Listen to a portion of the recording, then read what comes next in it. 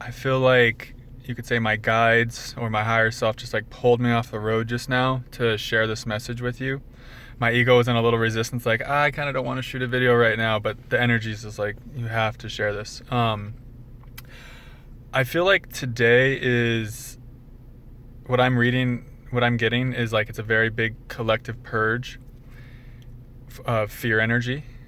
Um, and the reminder that wants to be channeled through is don't take it so personally. If you're purging a lot of like fear and anxiety, and you're starting to, and you feel like nauseous in your gut, your solar plexus, and your lower heart, like those areas in particular right now in the body for light workers today.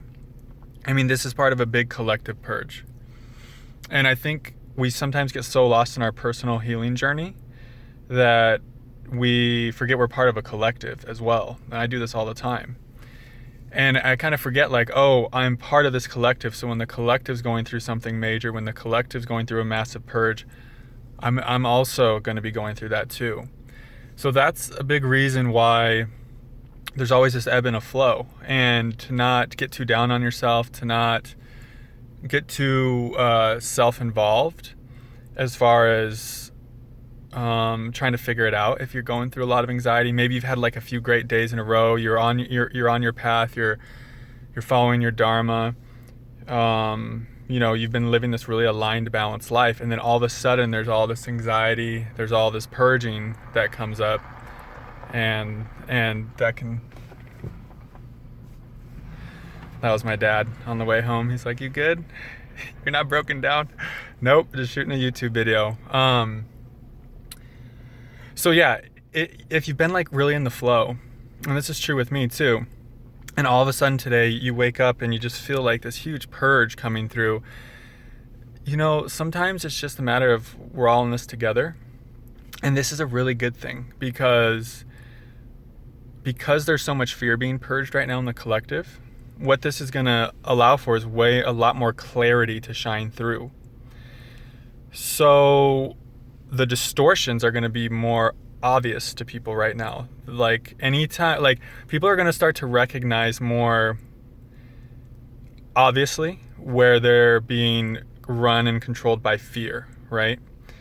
And so this is like, you're going to start noticing people like kind of waking up and being like, wait, they're going to start questioning their behavior more.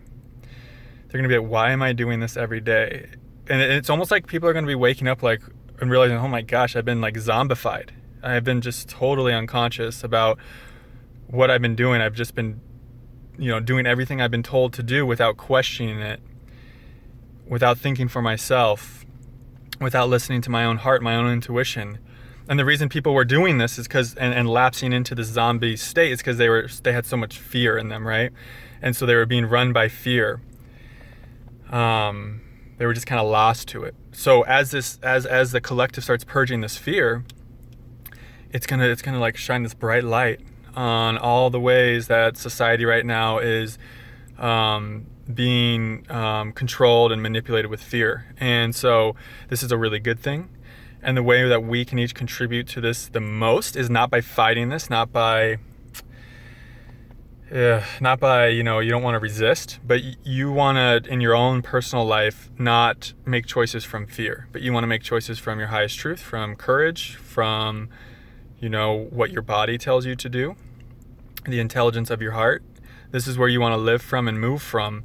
And this is how we help the collective the most. And this is how we live a much more balanced life in general.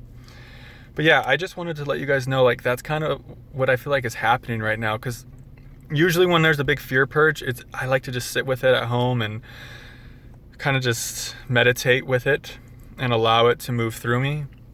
Today I felt called to do something to go to the far other end of the spectrum.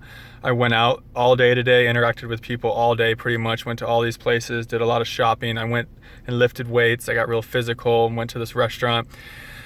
And I think why my soul called me to do that is so I could recognize, like, oh, it's not just a personal thing. Like, I could feel it in other people when I was in town. Like, the waitress she had just so much anxiety. And I could just kind of tell by her just how she was acting, like she was even confused by it. You know, she was wondering why she had so much anxiety. So I could, and just kind of everywhere I went, I had this overall sense. And of course our external reflects our internal too. But we also have to realize, like, you know, what we're feeling, it's all connected. So if we're feeling a little anxious, you know, it's not just about us, it's about a collective. We're all going through this evolution together. And so the more consciousness and awareness you start to have, and the more your awareness starts to expand, the less the fear impacts how you act and the choices you make. So if you're really unconscious, fear is just going to rule you, govern you. You're going to be a slave to fear. The more conscious you get, the more you can have fear in your body, the more anxiety you can feel, but the more you still act from a place of congruence and authenticity and truth. And that's the test of fear, is to be able to feel it in your body, to let it move, to feel anxiety in your body, to feel like that.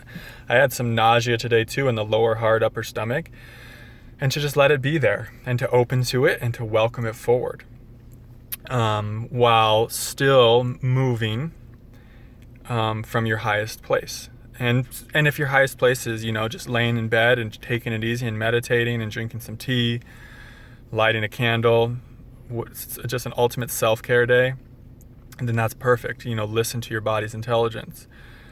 Sometimes the body's intelligence, our soul's intelligence, tells us to go a kind of counterintuitive and tells us to kind of like, I could feel my soul's intelligence was like, go interact with people today. Because that's, for me, it was like, it helped to trigger the stuff up even more. My soul was like, ooh, it really wanted to see, like, oh, what is this fear here? Let's go talk to a bunch of people and interact and get involved in the external world so that we can bring this up and unearth it even more. Because my soul was really curious about, what is this kind of this nauseous, anxious fear energy that I'm feeling that feels very impersonal. And so that's what I did today. And that's, I think, why this message is coming through, is because I was able, through experiencing other people's energies all day, I'm able to discern kind of what's going on a collective level now and how that might impact you guys. And why it's a really good thing, though, because like I said, more clarity is coming.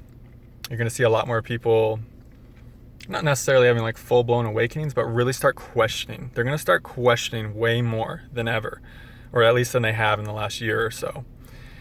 And that's exciting, right? Because that questioning is going to lead to, it's going to lead to a deeper discovery of truth, of what's real.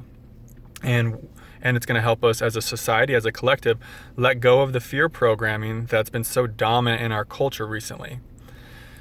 And so, yeah, that is the video. I don't want this to go too long so I can upload it. And because if these videos go way long, they take a long time to upload. Kind of just want to get this out right now. So I love you all.